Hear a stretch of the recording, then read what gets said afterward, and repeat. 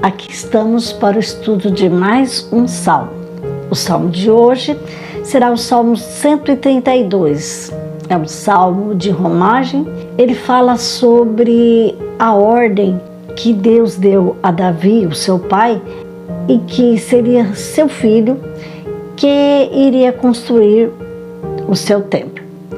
Este também é um salmo de realeza. Ele vai finalizar com a reafirmação da promessa divina que Deus enviará o verdadeiro rei e fará com que o seu reino irá permanecer para todo sempre. Vamos ver então o Salmo 132. Senhor, lembrai-vos de Davi e da sua grande piedade, como ele fez ao Senhor este juramento, este voto ao poderoso de Jacó. Não entrarei na tenda em que moro, não me deitarei no leito do meu repouso, não darei sono aos meus olhos, nem repouso às minhas pálpebras, até que encontre uma residência para o Senhor, uma morada ao poderoso de Jacó. Ouvimos dizer que a arca estava em Efrata. Nós a encontramos nas campinas de Jaar. Entremos em sua morada, prostemo-nos diante do escabelo de seus pés. Levantai-vos, Senhor, para vir ao vosso repouso, vós e a arca de vossa majestade. Vistam-se de justiça os vossos sacerdotes, e jubilosos cantem de alegria vossos fiéis, pelo nome de Davi, vosso servo. Não rejeitei a face daquele que vos é consagrado. Ó Senhor, fez a Davi um juramento de que não há de se retratar. Colocarei em seu trono um descendente de sua raça. Se teus filhos guardarem minha aliança e os preceitos que eu hei de lhe ensinar, também os descendentes deles para sempre sentar-se-ão em teu trono. Porque o Senhor escolheu Sião, ele a preferiu para a sua morada. É aqui para sempre o lugar do meu repouso. É aqui que habitarei, porque o escolhi. Abençoarei copiosamente sua subsistência, fartarei de pão os seus pobres, revestirei de salvação seus sacerdotes, e seus fiéis exultarão de alegria. Aí farei crescer o poder de Davi, aí preparei uma lâmpada, o que me é consagrado. Cobrirei de confusão seus inimigos. Em sua fronte, porém, brilhará o meu diadema. Nós podemos perceber que o centro desse salmo foi a oração que Salomão fez quando ele terminou o templo. Para isso, então, nós temos que lembrar alguns fatos históricos ocorridos até chegar ao rei Salomão. Nós sabemos que a história começou lá com Abraão, onde são os pontos fundamentais a respeito da nossa igreja. Então vejam bem, são as leis que através da história chegou até nós hoje. Então lá em Gênesis, nós veremos que Deus fez uma promessa a Abraão, que entre eles, os muitos filhos dele, ele abençoaria todas as nações da terra. E Deus disse também que dos filhos de Abraão viveria um povo bem numeroso. E Deus o escolheria como seu povo, como povo de Deus, o povo único, exclusivo de Deus. E assim foi toda a história de Abraão.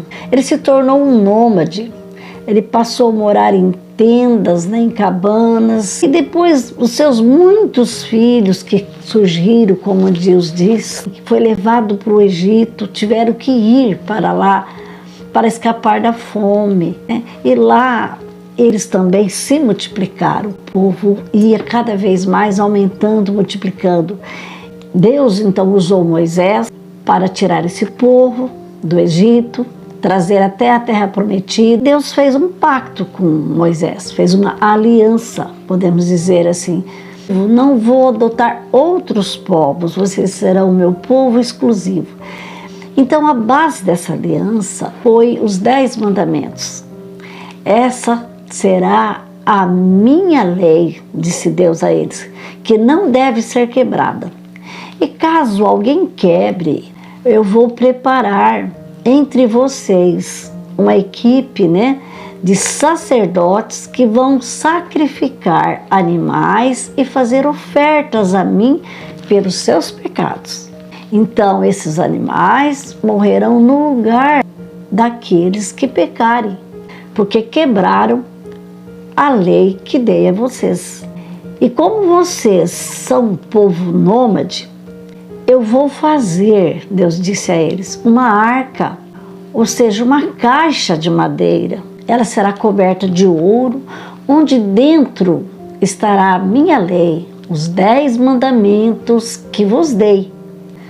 Essa arca vai estar sempre com vocês, onde vocês forem, vocês levarão ela. E no topo dessa arca eu porei 2 anjos, um virado para o outro, com as suas asas tocando no meio. E ali o sumo sacerdote, uma vez por ano, ele vai derramar o sangue de um animal para o perdão de todos os pecados. Mas essa arca só será carregada pelos levitas e pelos sacerdotes. Ninguém mais poderá tocar nela. E você, Moisés, Deus disse a Moisés, você vai fazer uma tenda portátil, uma tenda pequena, e os levitas levarão então a arca. Quando eu disser, é aqui, parem, vocês armarão novamente a tenda e colocarão a arca e começarão tudo de novo neste local em qual eu ordenei. Então a arca, ele era o símbolo da presença de Deus com a nação de Israel. Ela estaria ali representando Deus em todos os momentos com o seu povo. Com o tempo, o povo entrou na terra prometida e se esqueceu de Deus. Começaram a adorar outros deuses e a arca perdeu-se. Ninguém mais sabia onde estava a arca da aliança. Ninguém mais estava preocupado com Deus. Começaram a adorar deuses dos povos assírios, dos povos egípcios, dos fenícios. E a arca da aliança chegou a ser levada, a ser tomada até por povos pagãos. Até surgir um rei chamado Davi, que realmente amava Deus, que era o homem segundo o coração de Deus. Davi, então, procura a arca da aliança, segue as ordens de Deus e leva até no tabernáculo que havia montado no Monte Sião, em Jerusalém. Davi, então, acha que a arca deve estar num templo mais digno, não em uma tenda. Então ele decide construir o templo, mas para a surpresa de Davi, Deus pede que o profeta diga a ele que ele não poderia fazer esta arca, porque Davi era um homem guerreiro, ele havia matado muitos, então Davi não poderia construir esse templo para Deus. Mas Deus fez um juramento a Davi. Deus promete a Davi que será um filho dele que irá construir o templo para ele. Deus ainda diz que ia fazer mais, que alguém que viesse da sua descendência iria se sentar no trono de Israel e iria ser rei para todos sempre. Esse rei foi o nosso Senhor Jesus Cristo, da descendência de Davi. Então Davi louva a Deus e encarrega seu filho Salomão de construir o templo. E assim Davi morre, Salomão assume o trono e constrói o templo. E ele faz então este lindo salmo. Se nós pegarmos o livro de Crônicas, de 2 Crônicas 6, de 41 a 42, vamos encontrar os detalhes. Vamos ouvir? Senhor Deus, vinde, pois, habitar nesta moradia, vós e a arca, onde reside vosso poder. Senhor Deus, que vossos sacerdotes estejam revestidos de força salutar e que vossos devotos desfrutem de sua felicidade. Senhor Deus, não repilais a prece daquele que vos é consagrado em memória dos favores que concedestes ao vosso servo Davi.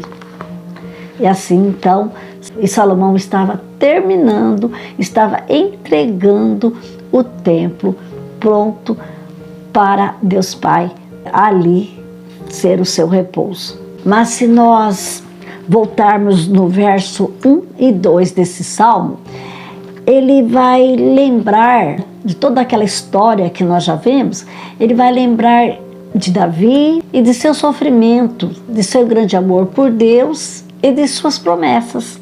Já do verso 3 a 9, ele vai falar das promessas que não descansaria enquanto não construísse um templo digno para Deus.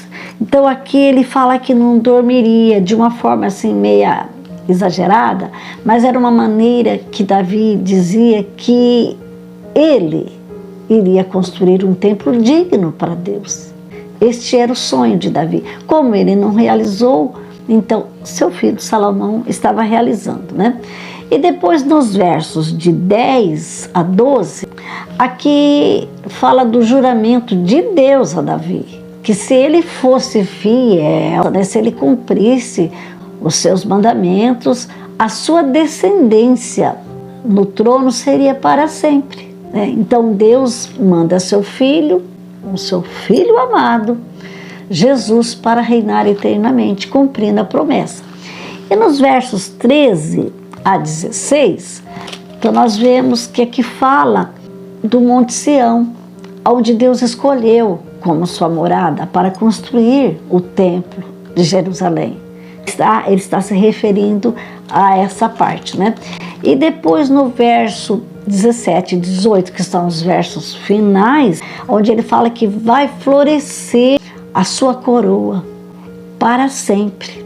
E floresceu e chegou até nós hoje, não é mesmo? Nós sentimos a força, o amor, né, de Jesus por nós, pelo sangue que ele derramou na cruz, porque ele foi o único divino, o nosso Rei, o nosso Senhor Jesus Cristo, onde ele vem com o seu poder de nos abençoar, de nos curar e de nos libertar de todos os nossos pecados, não é verdade? O bonito que esse salmo, ele vem nos ensinar a orar a Deus de verdade. Orar por aqueles que vieram antes de nós, os nossos pais, nossos avós, nossos bisavós, e por aqueles que são nossos descendentes, os nossos filhos, os nossos netos e assim por diante. Esse salmo nos ensina a como orarmos. E enfim, ele vem nos mostrar claramente também que Jesus foi o único descendente de Davi que cumpriu todas, mas todas as promessas que Deus havia pedido na tábua das leis, dos 10 mandamentos, né? Ele cumpriu exatamente a lei que estava dentro da Arca da Aliança. Ele guardou todos os mandamentos, não quebrou nenhum único mandamento foi quebrado por Jesus Cristo. Então, portanto, assim a promessa de Deus ficou segura para nós. Outros reis anteriores quebraram. Eles abandonaram a arca, tiveram outros deuses, mas o rei verdadeiro, o rei Jesus Cristo, o filho de Davi, esse não. Ele não quebrou nenhum mandamento. Então, a nossa promessa está segura. Por isso, nós podemos chegarmos até Deus com segurança, nós podemos amar, adorar, bendizer e servir a Deus, de todo o nosso coração, de toda a nossa alma, porque Jesus nos deu esse presente, não é verdade? Nós recebemos esse presente de Jesus. Foi Ele que cumpriu todos os mandamentos da aliança feita com o povo de Deus. Hoje, podemos dizer com confiança, é o nosso Deus e nós somos verdadeiramente o seu povo. Até o próximo salmo, se Deus assim nos permitir.